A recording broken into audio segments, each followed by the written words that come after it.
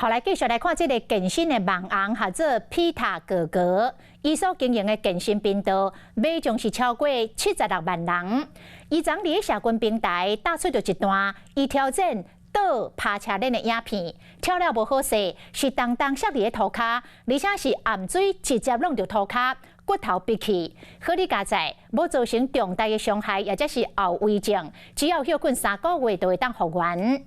医师是来提醒，讲要做这种倒趴车轮这种的动作，要有真好的平衡感甲肌肉的训练，若无把握，上好是唔通凊彩做。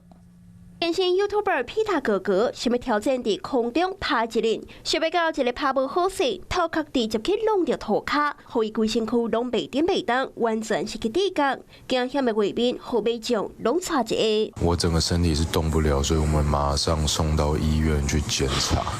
这整个过程真的超级紧张。皮塔哥哥两骨离开，原本真惊有重大伤害，或者是病危。好加在这次骨头离开，算是不幸中的大幸。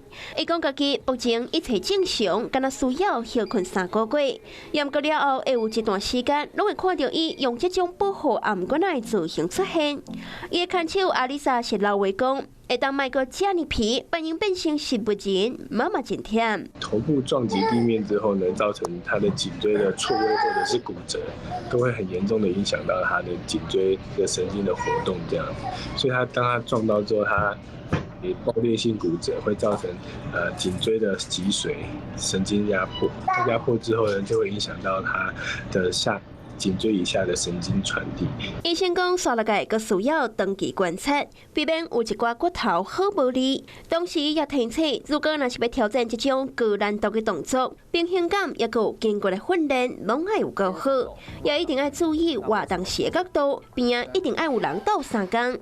毕竟连爱健身的 YouTuber 都会受伤，运动时也是爱符合家己的强度，避免过度伤害。 Hello， 我是蒋欣梅。想要抢先掌握最及时的新闻资讯吗？赶快订阅、按赞、开启小铃铛，锁定华视新闻 YouTube 频道。